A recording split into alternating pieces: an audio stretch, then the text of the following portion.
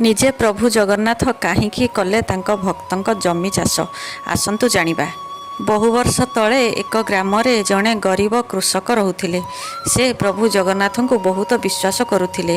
ପ୍ରତିଦିନ ଚାଷ କରିବା ପୂର୍ବରୁ ସେ ବିଲରେ ମାଟିକୁ ଛୁଇଁ କହୁଥିଲେ, ହେ ପ୍ରଭୁ ଜଗନ୍ନାଥ, ଏ ଜମି ତୁମର, ମୁଁ ତୁମର। ଯାହା କରିବ ସବୁ ତୁମେ ହିଁ କରିବ। ତାଙ୍କର ଏପରି ବ୍ୟବହାର ଦେଖି ଲୋକମାନେ ହସୁଥିଲେ।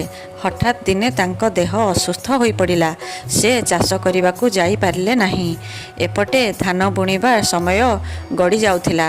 ଚାଷୀ ଜଣକ ବ୍ୟସ୍ତ ହୋଇପଡ଼ିଲେ। କିନ୍ତୁ କ'ଣ କରିବେ? ସେ ତ ଯାଇପାରୁନଥିଲେ। ଲୋକମାନେ ତାଙ୍କୁ ଟାହି ଟାପରା ମଧ୍ୟ କରୁଥିଲେ। କହୁଥିଲେ, ଏବେ କ'ଣ ତୁମ ଜଗନ୍ନାଥ ଆସି ତୁମ ଜମି ଚାଷ କରିଦେବେ? ସେଦିନ ରାତିରେ ବୃଦ୍ଧ ଜଣକ ଶୋଇବା ପୂର୍ବରୁ ଚିନ୍ତା କଲେ, ପ୍ରଭୁ ଜଗନ୍ନାଥ, ତୁମେ ହିଁ ସାହା ଭରସା। ଏହା ତୁମର ଜମି, ଯାହା କରିବ ତୁମେ କରିବ। ଏମିତି ଭାବି ବୃଦ୍ଧ ଜଣକ ଶୋଇପଡ଼ିଲେ। ସେଦିନ ରାତିରେ ଲୋକମାନେ ଦେଖିଲେ ଜଣେ କଳା ବସ୍ତ୍ର ପିନ୍ଧା ବ୍ୟକ୍ତି ଆସି ତାଙ୍କ ବିଲରେ ଚାଷ କରୁଛନ୍ତି। ଲୋକମାନେ ଭାବିଲେ, ବୋଧହୁଏ ବୃଦ୍ଧ ଚାଷୀ କାହାକୁ ଚାଷ କରିବା ପାଇଁ କହିଛନ୍ତି। କିନ୍ତୁ ପ୍ରକୃତରେ ବୃଦ୍ଧ ଜଣକ କାହାକୁ ବି ଚାଷ କରିବା ପାଇଁ କହିନଥିଲେ। ଯେତେବେଳେ ସକାଳ ହେଲା, ବୃଦ୍ଧ ଜଣକ ଆସି ଦେଖିଲେ ତାଙ୍କର ଚାଷ ଜମି ସବୁ ବହୁତ ଭଲ ଭାବରେ ଚାଷ ହୋଇଯାଇଛି। ଠିକ୍ ସେତିକି ବେଳେ ଲୋକମାନେ ଆସି କହିଲେ ଯେ ତୁମ ଚାଷ ଜମିକୁ କାଲି ଜଣେ କେହି କଳା ବସ୍ତ୍ର ପିନ୍ଧା ବ୍ୟକ୍ତି ଚାଷ କରୁଥିଲେ। ଏସବୁ ଦେଖି ବୃଦ୍ଧ ଜଣକ ମାଟିକୁ ଛୁଇଁ ଭୋ ଭୋ ହୋଇ କାନ୍ଦିବାକୁ ଲାଗିଲେ ଏବଂ ସେ ଜାଣିପାରିଲେ ଯେ ଏସବୁ ସେଇ ପ୍ରଭୁ ଜଗନ୍ନାଥଙ୍କ ଲୀଳା।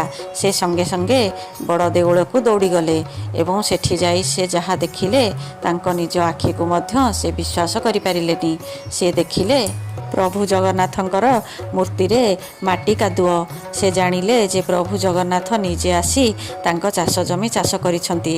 ସେଦିନ ରାତିରେ ଚାଷୀ ଜଣକ ସ୍ୱପ୍ନ ଦେଖିଲେ।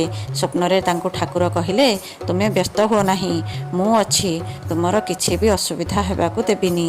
ସେହି ଦିନଠାରୁ ଚାଷୀ ବୁଝିଗଲେ ଯେ ଭଗବାନ କେବଳ ପୂଜା ପାଆନ୍ତି ନାହିଁ, ସେ ଭକ୍ତର ଦୁଃଖ ବୁଝିବାକୁ ନିଜେ ରତ୍ନ ସିଂହାସନରୁ ଓହ୍ଲାଇ ଆସନ୍ତି।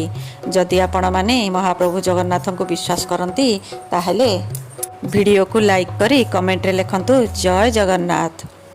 ପୁଣି ଦେଖାହେବ ଆଉ ଏକ ନୂଆ କାହାଣୀ ସହିତ। ରହିଲି, ଜୟ ଜଗନ୍ନାଥ, ରାଧେ ରାଧେ।